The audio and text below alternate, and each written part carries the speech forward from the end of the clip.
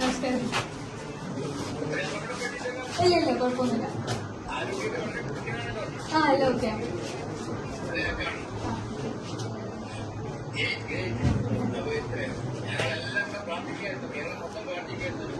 Thank you so much.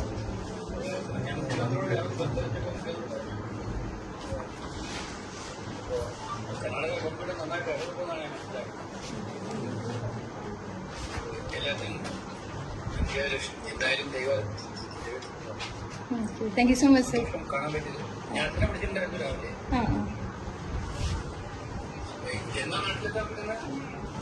ഇന്ന് ഇരിക്കാം.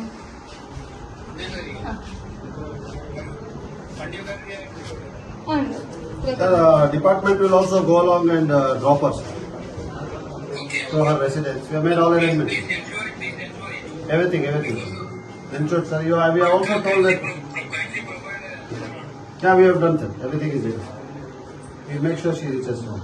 Right now we are in the hospital. We are getting a checkup done, sir. She is fine. Everything is normal. All parameters are okay, sir. Her uncle is here, sir. He is also very worried. He was there. Sir, hello, sir. നമസ്കാരം. നിങ്ങളുടെ ഇടപെടൽ കൊണ്ട് വളരെ ഭംഗിയായി കാര്യം കിട്ടി പിടിച്ചിട്ട്.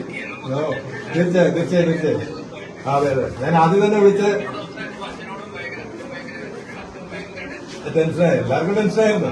അതെ. പക്ഷേ കർണാടക MLA എസ്പെഷ്യലി പൊന്നെണ്ണ വളരെയധികം ഇതിൽ ഇൻവോൾവ് ചെയ്തു. പിന്നെ നമ്മുടെ SP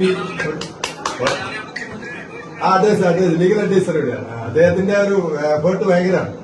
അദ്ദേഹത്തിന് ഞാൻ വീട്ടിൽ പോയി അദ്ദേഹത്തിന് ഇന്നലെ വൈകിട്ട്. അപ്പം എല്ലാവിധ സഹകരണവും തന്നു. DGP അന്നേരം തന്നെ വിളിച്ചു, SP വിളിച്ചു പറഞ്ഞു, പിന്നെ ഫോറസ്റ്റ് ഗാർഡ് എല്ലാവരെയും വിളിച്ചു പറഞ്ഞു. അതിന് വളരെ നല്ല കോർപ്പറേഷൻ ഉണ്ടായിരുന്നു. അവരുടെ ഒരു എഫേർട്ട് പറയാൻ ഒതിരിക്കാൻ വയ്യ.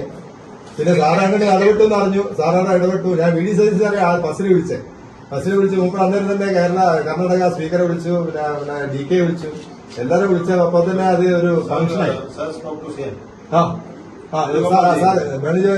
വേണുജി ചീഫ് മിനിസ്റ്ററെ വിളിച്ചെന്ന് പറഞ്ഞു.